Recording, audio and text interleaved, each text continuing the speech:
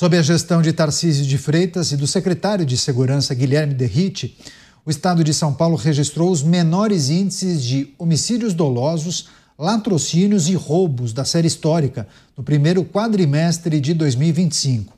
Entre janeiro e abril, houve quedas que variam de 12% a 17% no número de ocorrências se nós compararmos com o mesmo período de 2024. As estatísticas sobre crimes patrimoniais e roubo e furto de veículos também apresentaram recuo. A queda é atribuída ao trabalho conjunto das polícias civil e militar, além dos investimentos na segurança pública. Você, Mota, qual é a análise, a reflexão, o diagnóstico que é preciso fazer da atuação dessa gestão aqui no estado de São Paulo e os números que, mês a mês ou a cada bimestre, trimestre, os números que são divulgados apresentando uma melhora substancial, né? Esse episódio de São Paulo comprova que combater o crime é uma decisão política. Tarcísio de Freitas está mostrando isso na prática. Todo governo pode combater o crime. O que acontece é que alguns governantes não têm exatamente muito interesse nisso. Uma das marcas da esquerda no mundo inteiro é a leniência com o crime. E aí muita gente se pergunta, por quê? Mas por que isso? Há muitas respostas. Mas se você observar o empenho dos políticos de esquerda em criar benefícios para criminosos e a recusa deles de endurecer a lei, a gente pode concluir que a causa é ideológica. Combater o crime é uma decisão política. Isso é uma decisão que, quando a gente olha para o mundo inteiro, a gente constata. É uma decisão que a esquerda se recusa a tomar. O que Tarcísio de Freitas está mostrando é que a crise de criminalidade no Brasil pode ter um fim, sim. Basta retirar a ideologia do assunto segurança pública. Basta usar o que funciona. Basta usar aquilo sobre o qual a gente tem evidências de que dá certo. É a segurança pública baseada em evidências. E o que funciona, qualquer policial sabe, na ponta da língua. Leis duras, polícia e prisão. Tanto a esquerda sabe disso, que essa é a receita que ela costuma usar contra seus adversários políticos. Você, Dávila, sua análise sobre os números da segurança pública aqui em São Paulo, os números do enfrentamento à criminalidade, menor índice de alguns crimes em 25 anos, o que é preciso considerar em relação a essa política que foi adotada na atual administração? A atual administração assumiu o governo do estado de São Paulo com um plano claro, muito bem revelado na estratégia da Muralha Paulista, ou seja, a utilização de inteligência, eficiência da polícia, política baseada em evidência e resultado. E isso fez com que reduzisse o número de homicídios, roubos, latrocínios. Mas o fato é que tem uma perna dessa política pública que não funciona e não é culpa do governo estadual. É culpa, daí sim, do nosso sistema judiciário. Ou seja, é a impunidade na justiça. E isso faz com que a polícia cumpra o seu dever e a justiça acaba soltando. Este é um problema que nós temos de resolver. Caso contrário, vamos continuar a enxugar gelo. Apesar desses números estatísticos extraordinários de redução de furto, roubo, homicídio, Caniato, aqui no estado de São Paulo, ainda 28 pessoas são roubadas ou furtadas a cada hora do dia.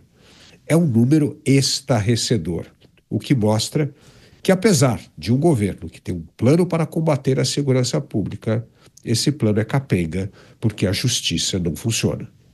Pois é, esse é um aspecto importante a gente destacar, né, Mota?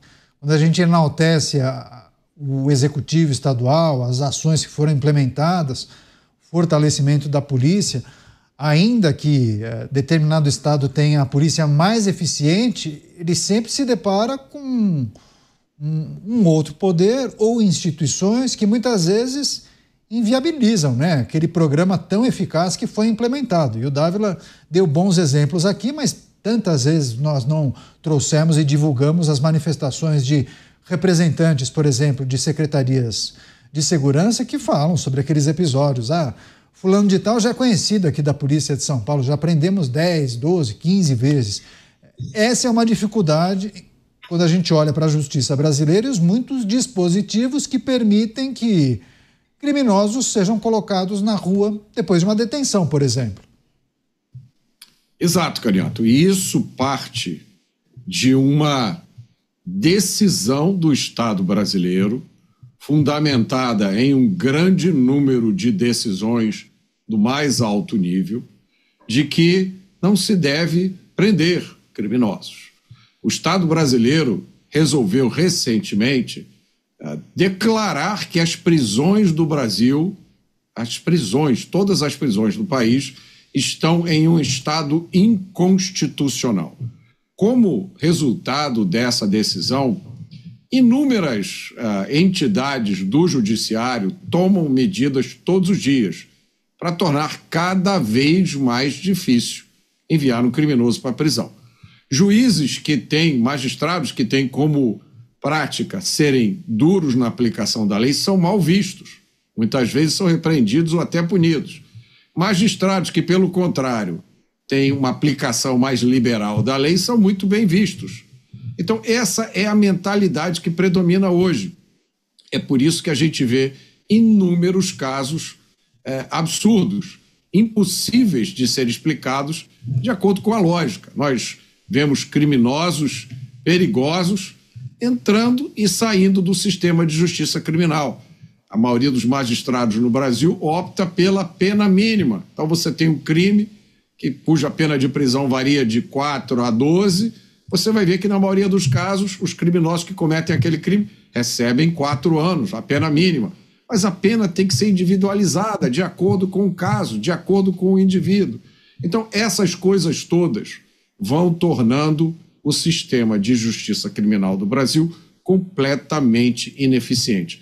Ele não faz justiça, ele não dá a resposta que a vítima precisa, ele deixa a polícia de mãos atadas e o resultado disso são índices criminais muito ruins, apesar de todo o trabalho e empenho da nossa polícia.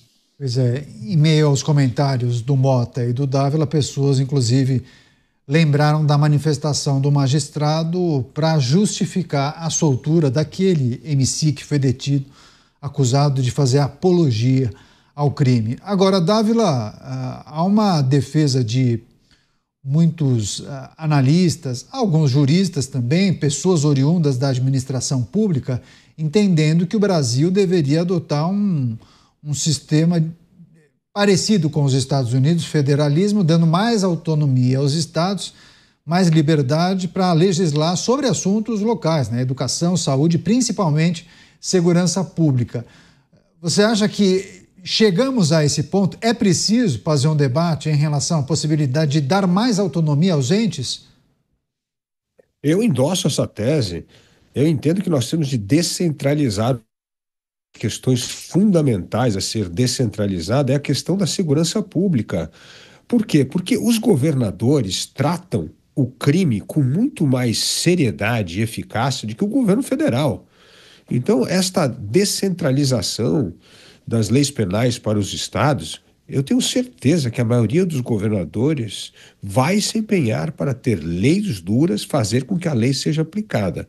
Agora, outra coisa que os governadores vão ter que fazer, Caniato, além dessa autonomia sobre as leis do Estado na questão penal, é construir mais presídio. Nós temos hoje um déficit gigantesco de presídio no Brasil. Algumas estimativas chegam até, nós precisamos mais, pelo menos 50% mais de vaga do que tem hoje no sistema. Agora, construir presídio é algo custoso e impopular, porque ninguém quer ter um presídio na sua cidade. Então, mas é algo que tem que fazer. Nós precisamos de um programa específico para a construção de presídio. Então, se nós unirmos essas duas medidas, construção de presídios, com esta maior autonomia dos estados sobre leis penais, eu tenho certeza de que a criminalidade vai reduzir bastante no Brasil. E aqueles estados que forem governados por governadores que acham que o criminoso é uma vítima da sociedade, vão ter que explicar por que no seu estado a criminalidade é muito maior do que naqueles estados onde a pena é cumprida com rigor.